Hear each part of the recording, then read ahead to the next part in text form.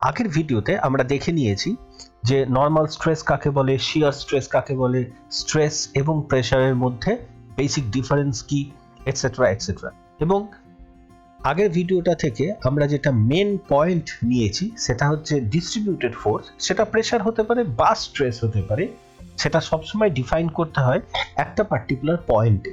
ওকে, পুরো এরিয়া দিয়ে ডিফাইন না করে একটা পার্টিকুলার পয়েন্টে ডিফাইন করতে।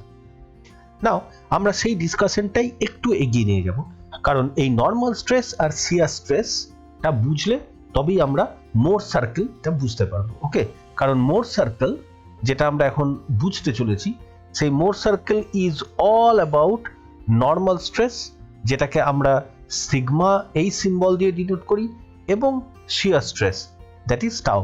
তো এই সিগমা এবং টাও এই দুটো বুঝলেই তবেই আমরা মোর সার্কেলকে বুঝতে পারবো। ওকে, নাও আমরা আমাদের ডিসকাশন শুরু করি একটা খুব সিম্পল এক্সাম্পল থেকে।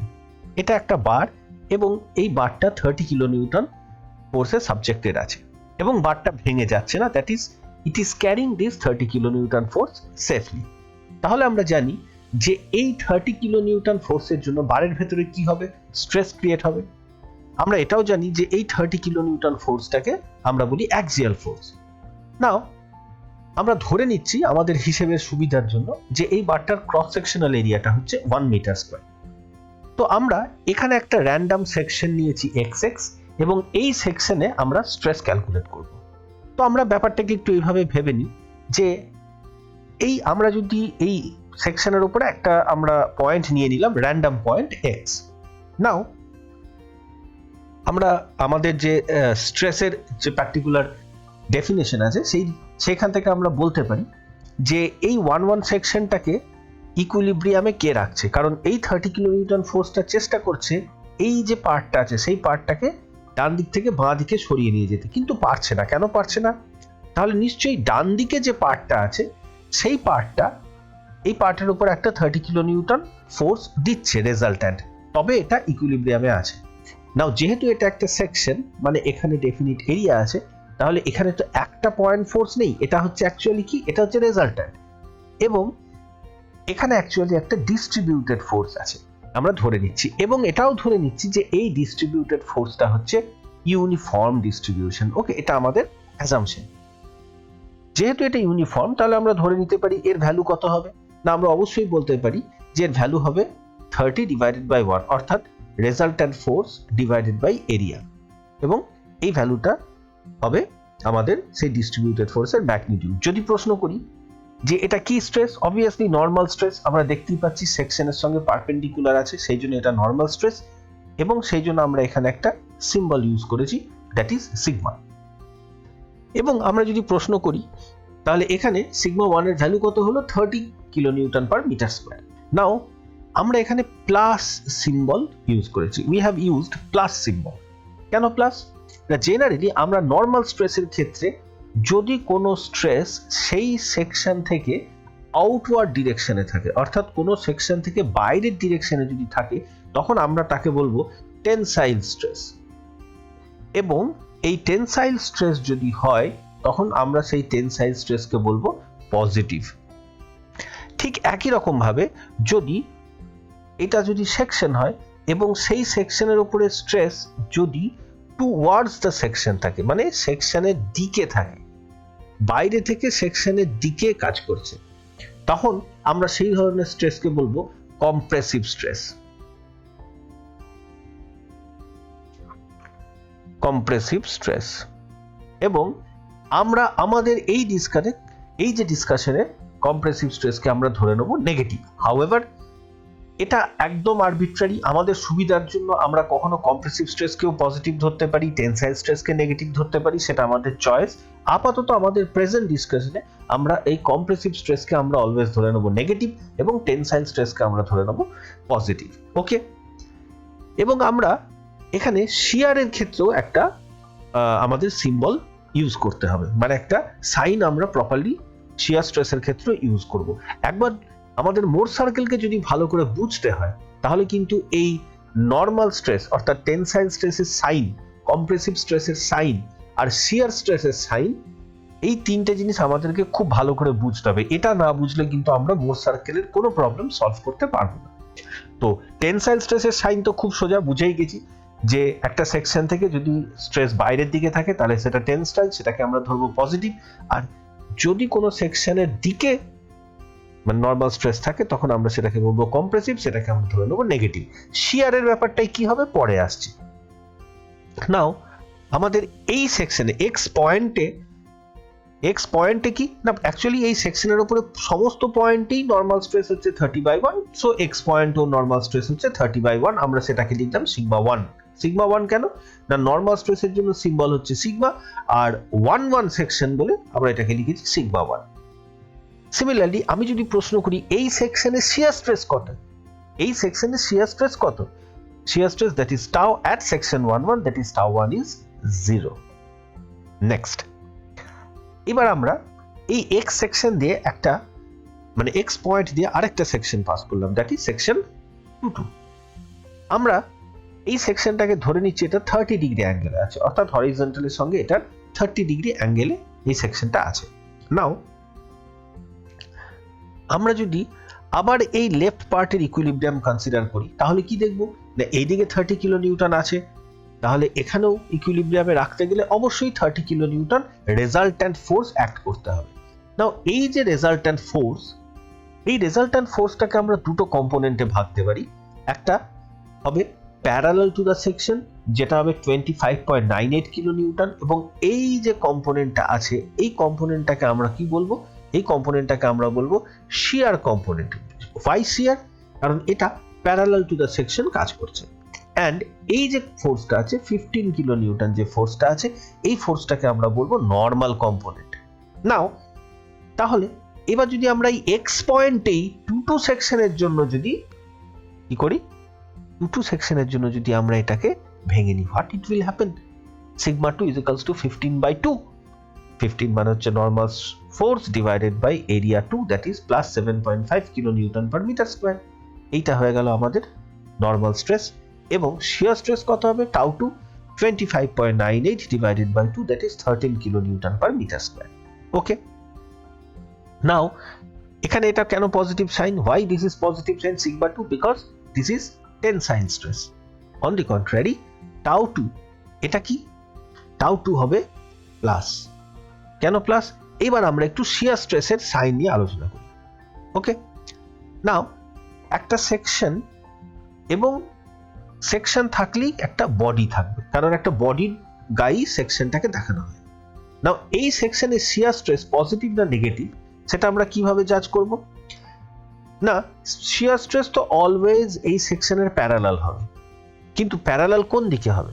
তা আমরা সবসময় বডির মধ্যে একটা পয়েন্ট ইমাজিন করব।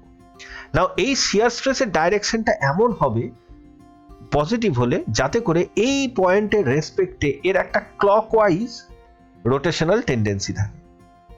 ওকে, তো এইভাবে যদি আমার শিয়ার স্ট্রেসটা থাকে তাহলে আমি দেখতে পাচ্ছি এই পয়েন্টের রেসপেক্টে এর ক্লকওয়াইজ মানে ঘড়ির কাঁটার দিকে ঘোরার একটা টেন্ডেন্সি আছে, এন্ড হেন্স এই শিয়ার স্ট্রেসটাকে আমরা বলবো পজিটিভ। কিন্তু এখানে যদি শিয়ার স্ট্রেসটা এই দিকে হতো, ধরা যাক আমি যদি শিয়ার স্ট্রেসটাকে এই দিকে আঁকতাম, তাহলে দেখতে পাচ্ছি বডির ভেতরে থাকা কোনো পয়েন্টের রেসপেক্টে এর ঘড়ির কাঁটার বিপরীত দিকে অর্থাৎ অ্যান্টি ক্লকওয়াইজ রোটেটিং টেন্ডেন্সি আছে, অ্যান্ড হেন্স আমরা এই শিয়ার স্ট্রেসটাকে বলতাম নেগেটিভ। ওকে, সো হেন্স এবার আমরা যদি এইখানে দেখি, এটা যদিও শিয়ার ফোর্স স্ট্রেস নয়, কিন্তু শিয়ার স্ট্রেসটাও অবভিয়াসলি এইভাবে ডিস্ট্রিবিউটেড থাকবে এই সেকশনের উপরে। নাও এই শিয়ার স্ট্রেসটা পজিটিভ হবে না নেগেটিভ হবে? খুব সোজা, আমি যদি বডির ভেতরে একটা পয়েন্ট নিই এবং এই ফোর্সটার যদি রোটেটিং টেন্ডেন্সি দেখি এই পয়েন্টের রেসপেক্টে, তাহলে দেখছি এটা ঘড়ির কাঁটার দিকে রোটেট করার একটা টেন্ডেন্সি হচ্ছে, এন্ড হেন্স আমরা এই শিয়ার ফোর্সটাকে বলবো পজিটিভ শিয়ার ফোর্স। হেন্স শিয়ার স্ট্রেসটাকেও আমরা বলবো পজিটিভ শিয়ার স্ট্রেস।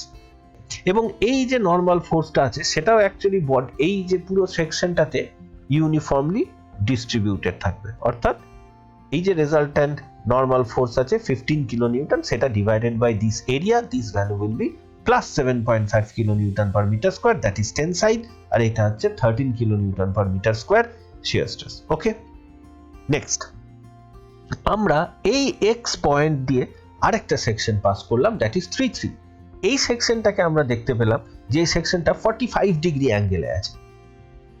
তাহলে আবার যদি আমরা এই লেফট পোর্শনের ইকুইলিব্রিয়াম কনসিডার করি, তাহলে আমাদের কমন সেন্স, যেহেতু এখানে 30 কিলো নিউটন ডান দিক থেকে বাঁ দিকে আছে, এখানেও রেজাল্টেন্ট 30 কিলো নিউটন থাকতেই হবে, এবং এই 30 কিলো নিউটনটাকে আমরা আবার দুটো কম্পোনেন্টে ভেঙে নিলাম। আমরা ভেঙে নিলে এইটাকে পাবো 21.213 কিলো নিউটন। যদি প্রশ্ন করি তাহলে এই যে 21.213 কিলো নিউটন, এই ফোর্সটা কি ফোর্স? আমরা অবশ্যই বলবো এটা টেনসাইল ফোর্স, কারণ এটা সেকশন থেকে বাইরের দিকে আছে, এবং এর জন্য যে নর্মাল স্ট্রেস হবে সেটা কি স্ট্রেস হবে? আমরা বলবো টেনসাইল স্ট্রেস হবে। ভ্যালু কত হবে? না, ভ্যালু হবে sigma 3 is equals to resultant force divided by এই এরিয়া। So 21.213 divided by 1.414 kilo newton per metre square.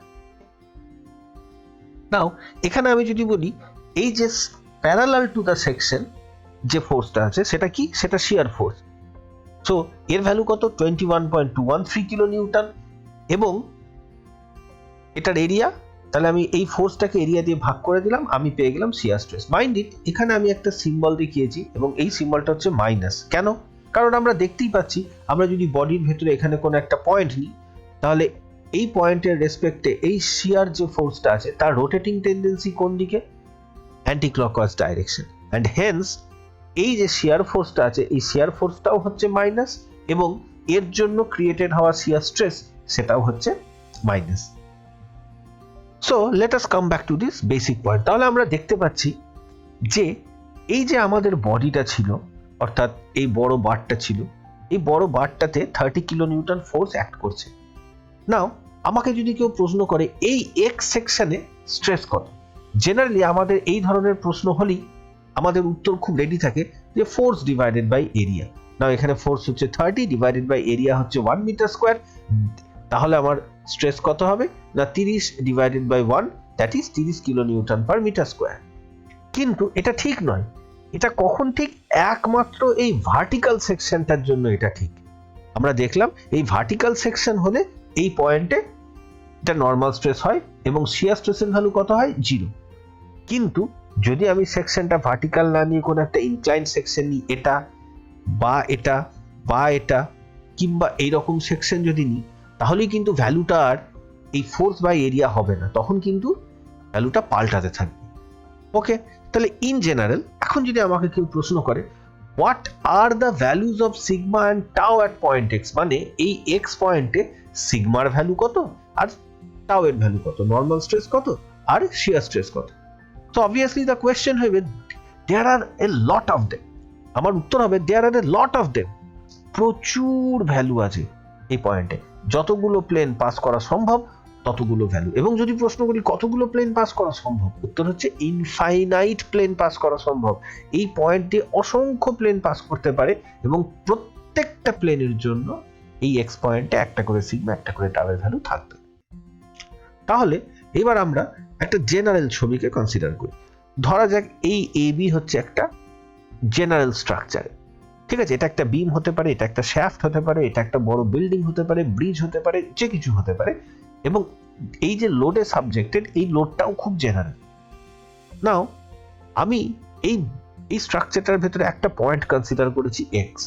তাহলে আমরা এখন এইটুকু বুঝেছি যে এক্স পয়েন্টে প্রচুর সিগমা টাওয়ের ভ্যালু আছে। যত যত সেকশন বা প্লেন আমি এই এক্স পয়েন্ট দিয়ে পাস করব, প্রত্যেকটা সেকশনের জন্য এক্স পয়েন্টে একটা আলাদা আলাদা সিগমা টাওয়ের ভ্যালু থাকবে। তাহলে আমরা যদি সেই ভ্যালুগুলোকে প্লট করি কিরকম হবে, তখন আমরা এই ভ্যালুগুলোকে দুটো অ্যাক্সিসে প্লট করবার ডিসিশন নিলাম। হরাইজন্টালি একটা অ্যাক্সিস লাগলাম, সেখানে আমরা সিগমা বা নর্মাল স্ট্রেসের ভ্যালুগুলোকে প্লট করব, আর ভার্টিক্যালি আমরা আরেকটা অ্যাক্সিস করলাম যেখানে আমরা শিয়ার স্ট্রেস প্লট করব। না এইটা হচ্ছে এই অ্যাক্সিসের অরিজিন, অর্থাৎ নর্মাল স্ট্রেস যদি প্লাস হয় তাহলে আমরা ডান দিকে যাব, আর নর্মাল স্ট্রেস যদি মাইনাস হয় তাহলে আমরা বাঁ দিকে যাব।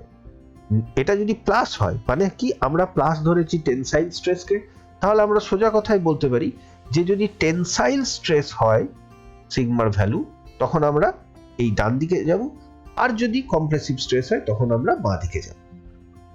নাও একটা যদি এই এক্স পয়েন্ট দিয়ে পাস করা একটা সেকশন হয় 1-1, তাহলে এই 1-1 সেকশনের জন্য এই পয়েন্টে কি কি থাকবে? একটা থাকবে সিগমা 1 এবং একটা থাকবে টাও 1। ইয়েস, তাহলে এখানে সিগমা 1 টাও 1 হয়ে গেল। তাহলে একটা ভ্যালু পাবো, আমরা সেই ভ্যালুটাকে এখানে প্লট করছি। আমরা ধরে নিচ্ছি সিগমা 1ও পজিটিভ, টাও 1ও পজিটিভ। তাহলে আমরা সেই ভ্যালুটাকে যদি প্লট করি এখানে, সে এই পয়েন্টটা পেলাম। অর্থাৎ এখান থেকে শুরু করে এই বরাবর আমি এত দূর যাব, এই ভ্যালুটা আমি পাচ্ছি সিগমা 1, এবং এখান থেকে পজিটিভ টাও 1 আমি উপরে উঠব। সো এই পয়েন্টটাতে আমি রিচ করলাম। ওকে, তাহলে এই প্লটটাতে কিসের ভ্যালু? এই পয়েন্টটার কোঅর্ডিনেট আমি বলবো, এই পয়েন্টটার কোঅর্ডিনেট হলো সিগমা 1 টাও 1। নেক্সট, আমি যদি একটা পয়েন্ট এই এক্স পয়েন্ট দিয়ে পাস করি, ঠিক আছে, এবং 2 সেকশন হয়, তাহলে আবার 2 এর জন্য আমি এখানে একটা সিগমা 2 টাও 2 ভ্যালু পাবো। সেই ভ্যালুটাকে আমি আবার এই মানে আমার যে কোঅর্ডিনেট আছে সিগমা এবং টাও অ্যাক্সিস সেখানে প্লট করলাম। সে এই এক্স পয়েন্ট দিয়ে আমি আরেকটা সেকশন প্লট করলাম, সেটা হচ্ছে 3 3। আরেকটা সেকশন নিলাম 3 3, সেম পয়েন্ট দিয়ে যাচ্ছে, এক্স পয়েন্ট দিয়ে পাস করছে। এখানে ভ্যালু হলো সে সিগমা 3 টাও 3। আমরা এই ভ্যালুটাকে এখানে প্লট করলাম। এখানে সিগমা 3 পজিটিভ, টাও 3 ধরা যাক নেগেটিভ। তাহলে এইভাবে আমি 1 1 2 2 3 3 4 4 5 5 6 6 প্রচুর সেকশন পাবো, যে সেকশনগুলো এই এক্স পয়েন্ট দিয়ে পাস করবে, এবং প্রত্যেকটা সেকশনের জন্য আমি এখানে ভ্যালু পাবো। আমি সেই ভ্যালুগুলোকে এখানে প্লট করব। প্রচুর ভ্যালু যদি আমরা প্লট করি এবং তারপরে আমরা যদি সেই পয়েন্টগুলোকে যোগ করি, তাহলে যে কার্ভটা পাবো সেটা কিরকম হবে দেখা যাবে। আমরা যে কার্ভটা পাবো, that curve will look like a circle. Now this is very interesting. তাহলে এই সার্কেলটা কি রিপ্রেজেন্ট করে?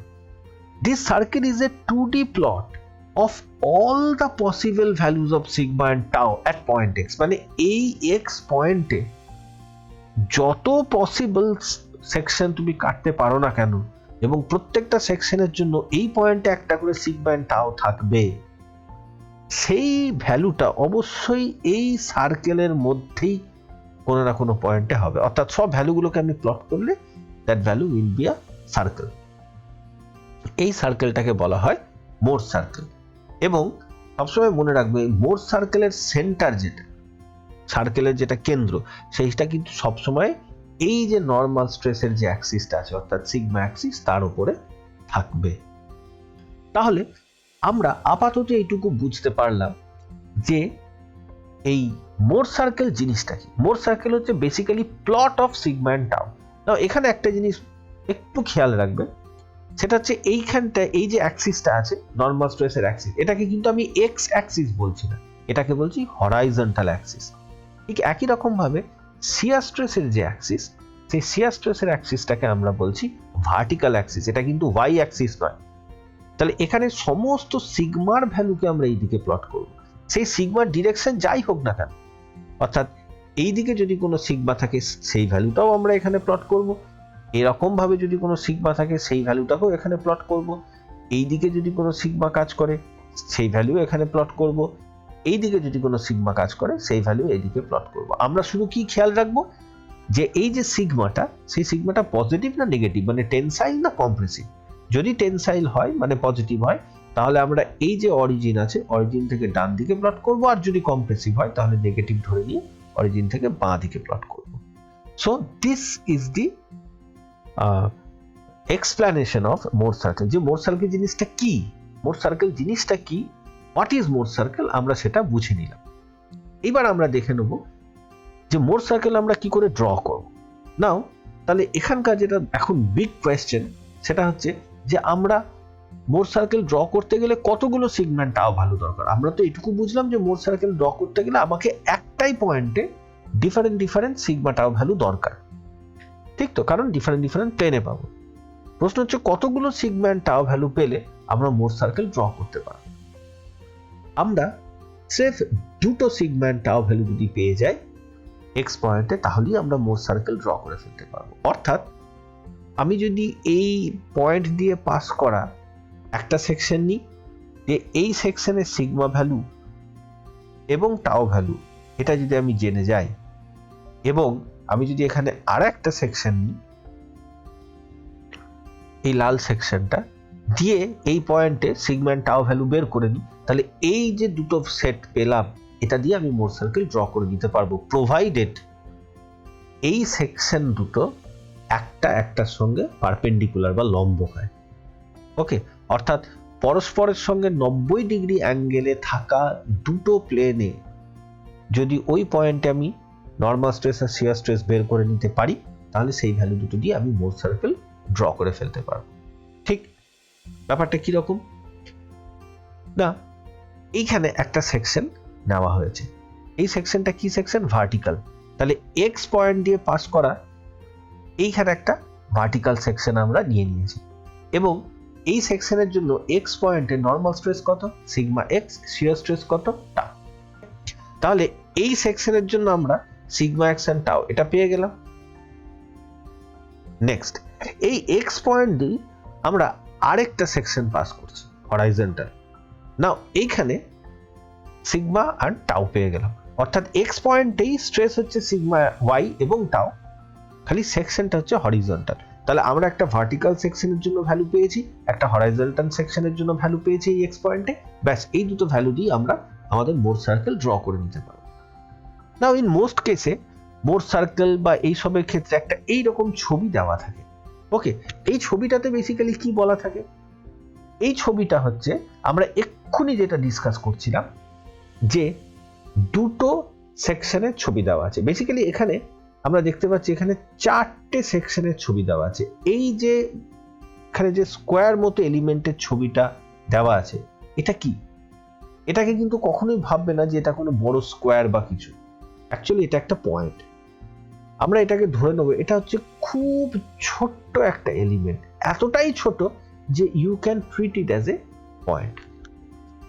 তাহলে এই লাইনগুলো কি? এই লাইনগুলো রিপ্রেজেন্ট করে প্লেন বা সেকশন। তাহলে এই যে ছবিটা আছে, এই ছবিটাতে দেখা যাচ্ছে এইটাকে যদি আমরা ধরে নিই এটা একটা পয়েন্ট এক্স, তাহলে আমি কি বলবো? এইটা কি?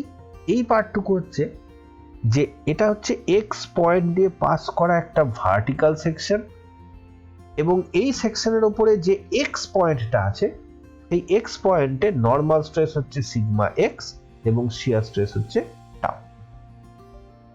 সিমিলারলি আমাকে যদি কেউ জিজ্ঞেস করে যে এইটা কি, তখন আমি বলবো এটা এক্স পয়েন্ট দিয়ে পাস করা, এটা হচ্ছে একটা হরাইজন্টাল প্লেন, এবং সেই প্লেনের উপরে এক্স পয়েন্টে একটা নর্মাল স্ট্রেস আছে সিগমা ওয়াই এবং একটা শিয়ার স্ট্রেস আছে টাউ। তাহলে এটা কি? এটা হচ্ছে অ্যাকচুয়ালি ওই পয়েন্ট দিয়ে পাস করা একটা সেকশন। আমরা ধরে নিচ্ছি যেহেতু এই প্লেন দুটো খুব কাছাকাছি আছে, ওকে, এটা একটা এলিমেন্ট, যে কারণে এই প্লেন দুটোর মধ্যে ডিস্টেন্স ভেরি স্মল, এবং এই ডিস্টেন্সটাকে আমরা ধরে নিই ডিএক্স। ডি কথাটাকে কেন বলি? এটা বোঝানোর জন্য বলি যে এই সেকশন আর এই সেকশনের মধ্যে distance is very small, almost মানে ইনফাইনাইটেসিমালি স্মল। তাহলে এই যে ছবিটা, এই ছবিটা যখনই দেবে, তাহলে এখানে কটা প্লেন দেখানো হয়েছে? 4টে প্লেন দেখানো হয়েছে। নিজেদের মধ্যে এরা প্রত্যেকে নিজেদের মধ্যে 90 ডিগ্রি অ্যাঙ্গেলে আছে। নাও এই প্লেনটা, এটা ভার্টিক্যাল প্লেন, এর উপরে স্ট্রেস কত? Sigma x and tau. এই প্লেনটা এটাও ভার্টিক্যাল, এর উপরে স্ট্রেস হচ্ছে সিগমা এক্স এবং টাউ, এবং এদের মধ্যে ডিস্টেন্স এতটাই স্মল যে আমরা ধরে নিচ্ছি এদের মধ্যে স্ট্রেসের কোনো চেঞ্জই হয়নি। অর্থাৎ একটা সেকশন থেকে আরেকটা সেকশনে গেলে জেনারেলি স্ট্রেস ভ্যালু চেঞ্জ হয়, বাট এটা এতটাই স্মল, এরা এতটাই কাছাকাছি আছে যে এদের মধ্যে কোনো চেঞ্জ হয়নি। ওকে, সুতরাং আমি যদি এই প্লেনটাতে বলি কত নর্মাল স্ট্রেস আছে, আমি বলবো টেনসাইল স্ট্রেস আছে সিগমা এক্স, এখানেও দেখতে পাবো টেনসাইল স্ট্রেস আছে সিগমা এক্স। এখানে কত? শিয়ার স্ট্রেস টাও, এখানেও টাও।